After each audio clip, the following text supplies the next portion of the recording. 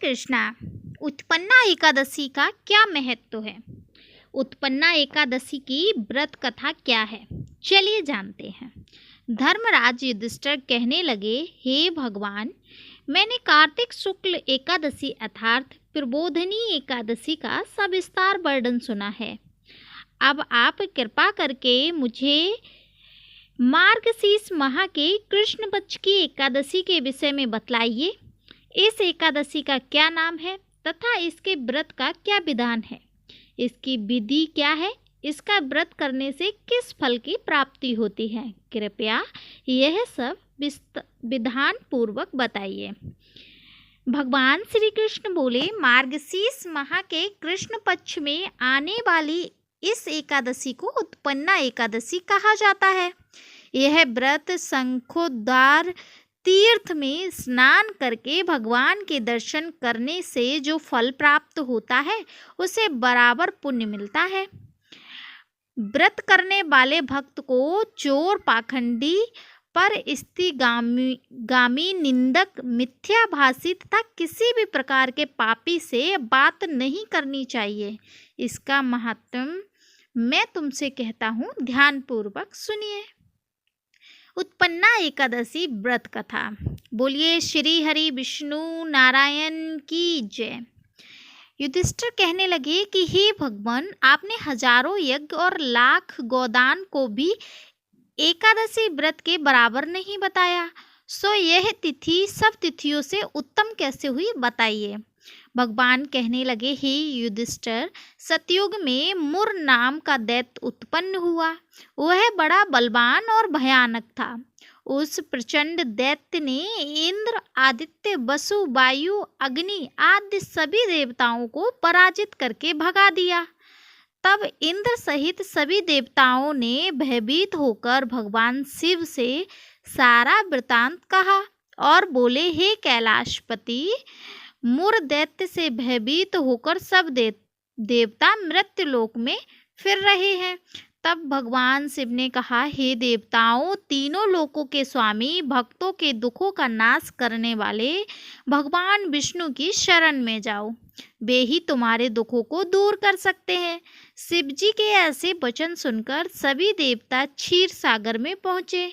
वहाँ भगवान को शयन करते देख हाथ जोड़कर उनकी स्तुति करने लगे कि हे देवताओं द्वारा स्तुति करने योग्य प्रभु, आपको बारंबार नमस्कार है।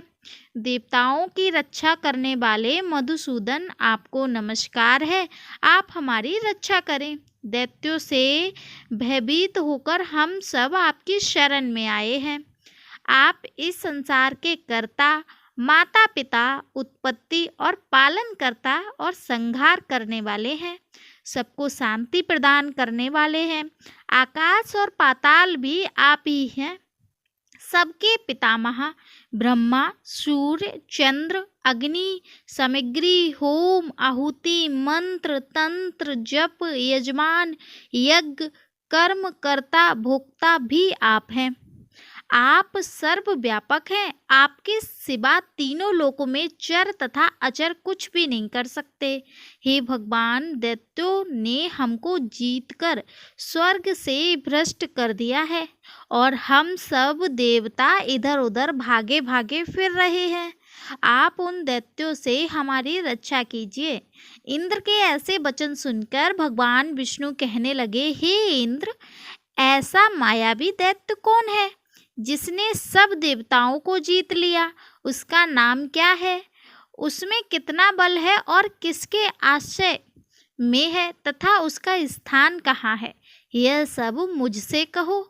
भगवान के ऐसे वचन सुनकर इंद्र बोले, भगवान, प्राचीन समय में एक नाड़ीजंग नाम का राक्षस था। उसके महापराक्रमी और लोक विख्यात मुर नाम का एक पुत्र हुआ। उसकी चंद्रावती नाम की नगरी है। उसी ने सब देवताओं को स्वर्ग से निकालकर वहां अपना अधिकार जमा लिया है। उसने इंद्र, अग्नि, वरुण, यम, वायु, ईश, चंद्रमा आदि सबके स्थान पर अधिकार कर लिया है। सूर्य बनकर स्वयं ही प्रकाश करता है और स्वयं ही मेघ बनकर बैठा है और सबसे अजय है। हे असुर निकंदन, अब उस दुष्ट को मारकर देवताओं को अजय बनाइए। यह वचन सुनकर भगवान ने कहा, हे देवताओं, मैं शीघ्र ही उसका संहार करूँगा। इस प्रकार कहकर भगवान सहित सभी देवताओं ने चंद्रावती नगरी की ओर प्रस्थान किया। उस समय जब दैत्य मूर सेना सहित युद्ध भूमि में गरज रहा था, उसकी भयानक गर्जना सुनकर सभी देवताओं में भय हो गया, चारों दिशाओं में भागने लगे। जब स्वयं भगवान रणभूमि में आए तो दैत्य उन पर भी अस्त्र शस्त्र लेकर दौड़े। भगवान ने उन्हें सर्प के समान अपने बाणों से बींध डाला। बहुत से दैत्य मारे गए, केवल मुर बचा रह गया। वह अविचल भाव से भगवान के साथ युद्ध करता रहा। भगवान जो भी तीज बाण चलाते वह उसके लिए पुण्य सिद्ध होता। उसका शरीर छिन्न भिन्न हो गया, किंतु वह लगातार युद्ध करता रहा। दोनों के बीच मल्ल युद्ध भी हुआ। 10,000 वर्ष तक उनका युद्ध चलता रहा, किंतु मुर नहीं हारा। थककर भगवान भद्र का आश्रम चले गए। वहाँ हेमवती नामक सुंदर गुफा थी। उसमें विश्राम करने के लिए भगवान उसके अंदर प्रवेश कर गए। यह गुफा 12 योजन लंबी थी और उसका एक ही द्वार था। विष्णु भगवान वहाँ योग निद्रा की गोद में सो गए। मुर भी पीछे पीछे आ गया और भगवान को सोया देखकर मारने को उद्यत हुआ। तभी भगवान के शरीर से उज्ज्वल कांतिमय रूप वाली देवी प्रकट हुई। देवी ने राक्षस मुर को ललकारा, युद्ध किया और उसे तत्काल मौत के घाट उतार दिया। श्री हरि जब योग निद्रा की गोद से उठे तो सब बातों को जानकर उस देवी से कहा कि आपका जन्म एकादशी के दिन हुआ है, अतः आप उत्पन्ना एकादशी के नाम से पूजित होंगी और जो भी आपके भक्त वही होंगे जो मेरे भक्त होंगे। इस प्रकार से श्री हरि ने उत्पन्ना एकादशी को आशीर्वाद दिया। जो भी भक्त एकादशी व्रत शुरू करना चाहता है वो एकादशी का व्रत उत्पन्ना एकादशी से कर सकता है। यह उत्पन्ना एकादशी सभी एकादशियों में से अलग है, क्योंकि इस एकादशी पर एकादशी का ही उत्पन्न होना यानी कि उत्पन्ना एकादशी के नाम से जाना जाता है। इस प्रकार आप श्री हरि की पूजा करके उत्पन्ना एकादशी का व्रत कर सकते हैं। चलिए जानते हैं एकादशी किस तिथि को है। उदया तिथि के अनुसार 26 नवंबर यानी कि कल के दिन एकादशी मनाई जाएगी। एकादशी व्रत करने वाले सभी भक्त तुलसी जी में एक दीपक अवश्य लगाएं।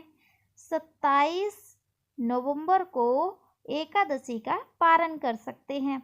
इस प्रकार श्री हरि द्वारा बताई गई उत्पन्ना एकादशी की कथा यहाँ पर संपूर्ण समाप्त होती है।